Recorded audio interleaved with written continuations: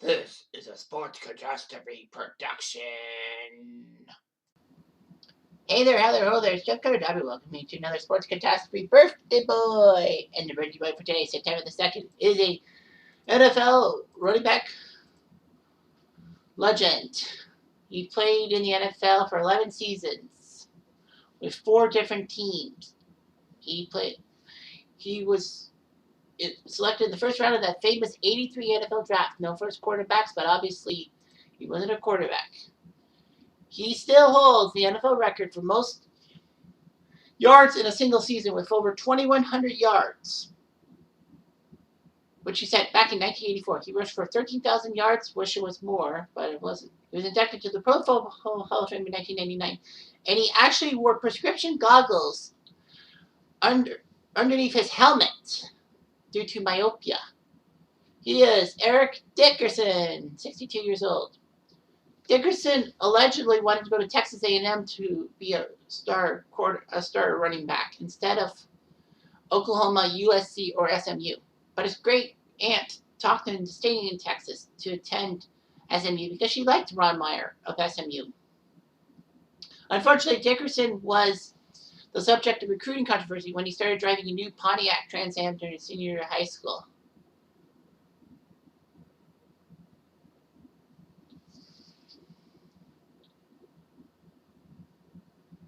Dickerson said his grandmother from Mexico bought it for him.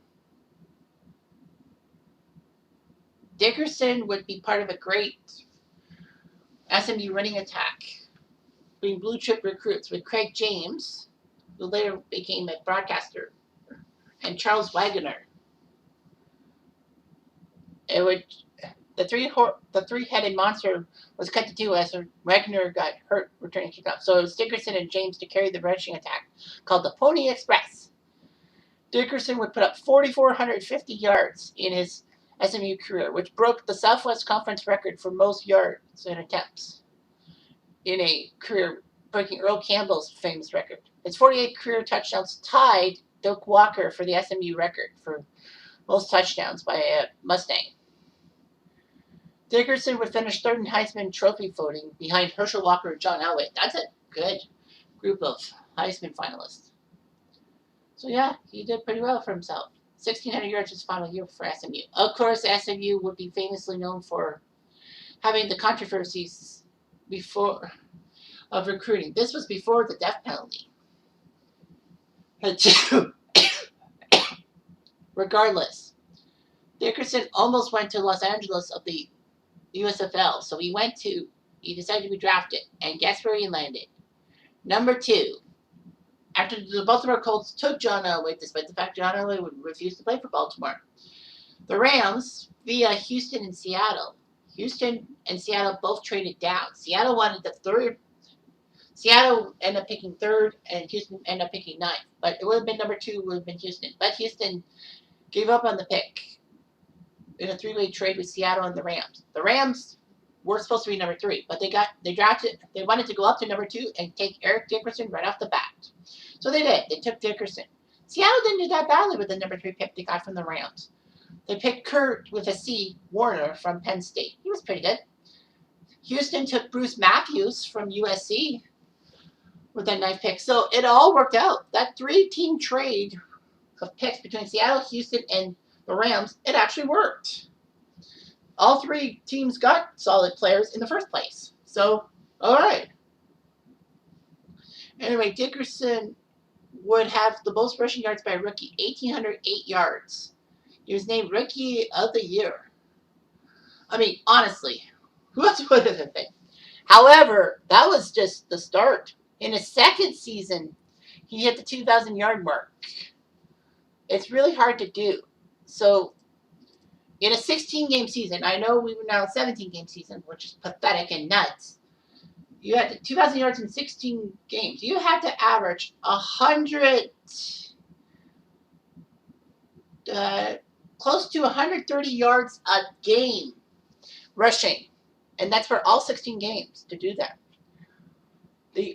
There's only been 8 2,000-yard rushers. And O.J. Simpson, when he did it in 1973, he did it in a 14-game season, not 16. If he had a few more games, he probably would have been at 2,200 at the very least, based on his season.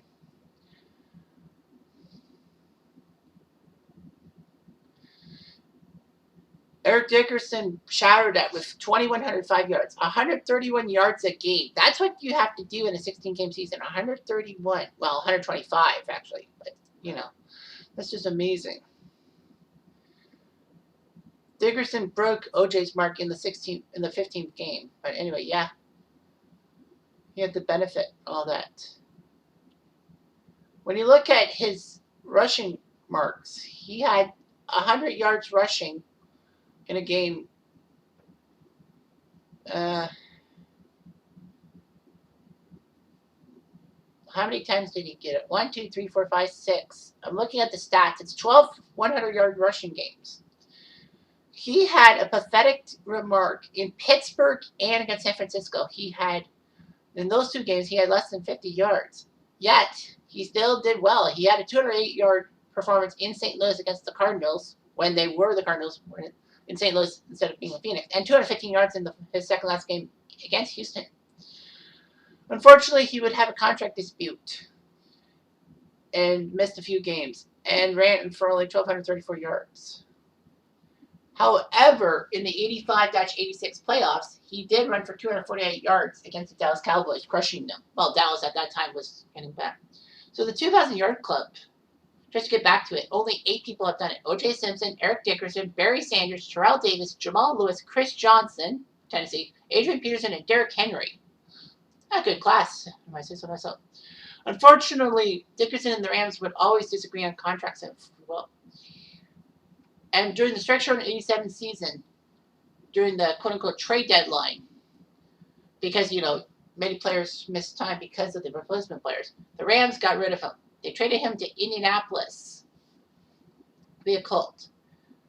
There was a third team involved. The Colts would trade Cornelius Bennett to Buffalo for 2 first-round picks, a second-round pick, and Greg Bell, the running back. So the Colts traded Cornelius Bennett to Buffalo. The Colts, in turn, traded Bell and the 3 draft choices from Buffalo to the Rams for Dickerson. With the 6 picks that the Rams got from that 3-team trade, only Darrell Henley, defensive back, would make an impact. Gaston Green, Aaron Cox, Fred Strickland, Cleveland Gary, Frank Stamp. Fuck. They sucked. Dickerson was reunited with Ron Meyer, who was his coach for SMU. He would play 9 games for the Colts, but he put up 1,000 yards for the Colts, so he was back in a sense. It helped the Colts get to their first playoff appearance in 10 years. Amazing. Dickerson would lead the league in rushing in 1988, becoming the first Colt since Alan Amici in 1955 to do it. Wow. In 1989, he looked pretty good. He got 1,300 yards. That's not half bad. He got 10,000 yards rushing, 91 games.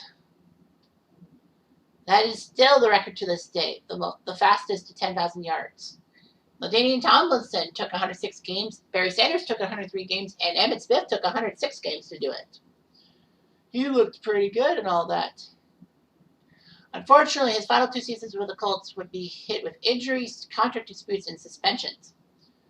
Dickerson was given $1.4 million a year. It was amazing. The Colts would put him on the inactive list before the 1990 season, and he lost over $600,000 in salary. Man, can't believe it. He's the highest paid running back in the NFL, and he does that. Jeez. He did get into 3rd place on the NFL career rushing list by 1991 behind Walter Payton and Tony Dorsett. And the Colts bottomed out, being 1-15 in 91. Dickerson hated his time with the Colts, despite the fact that he led the league in rushing as a Colt. Dickerson was then traded to the LA Raiders by the Colts for 4th and 8th round picks. He did okay in a sense. I forgot he played for the Raiders. I know. Wow. So yeah, he looked okay, but he was in the system with Marcus Allen getting carries. Dickerson was frustrated. Then he was traded to Atlanta for a 6th-round pick. He was in a backup role. But only a few weeks later, he was traded to Green Bay for John Stevens. So Dickerson didn't last that long in Atlanta. And no, he was played for Atlanta. He was part of Atlanta on Tackle Super Bowl for the SNES. Dickerson was told that the Falcons were waiving him because Jerry Glanville wanted to use younger players. Dickerson would retire as the second leading rusher of all time because after failing physical with the Packers. He did sign a one-day contract to officially retire as a member of the Rams in 2017. 2017, that can't be right. Yeah, in 2017, officially retire as a Ram. This is 24 years after he stopped. He only played 4 games for Atlanta. Now, he only had 91 yards, but still. I forgot he was a Raider. I thought he was always a Ram, Colt, and Falcon. Because Falcons for Tackle Super Bowl. The Super Nintendo version. But yeah, he had a great year. 13,259 yards rushing for 90 touchdowns. Obviously, he's not the second greatest runner in history because players have passed him. I don't know if Frank Gore has passed him, but I don't remember that. So yeah, can you believe it? Eric Dickerson was just that good. He still is the all-time running yards leader in 1 year. And the Rams retired his number 29, obviously. He was inducted into the Indianapolis Colts Ring of Honor. Colts don't really retire numbers. You should. And then in 2020, he was elected to the College Football Hall of Fame. So yeah. He started a sports memorabilia company called Original Mini Jerseys. They would sell authentic miniature replica jerseys. Dickerson was in Hawaii 5-0 in 2014 for an episode. He was a sideline reporter for Monday Night Football in 2000 and 2001. And he's an NFL analyst for FS1. And he competed in Celebrity Apprentice when Arnold Schwarzenegger took over. And he ended up being the third one eliminated. But still, Eric Dickerson's mark is just amazing. He's a great running back. You know, what could have been, he could have been the best runner if it wasn't for contract disputes and injury. And, you know, he had the goggles on. He wore goggles while wearing a football helmet. That's kind of cool, don't you think? I would have to do that myself because my eyesight is terrible. I wear glasses all the time. So, very well. Anyway, I'm trying to have an adu.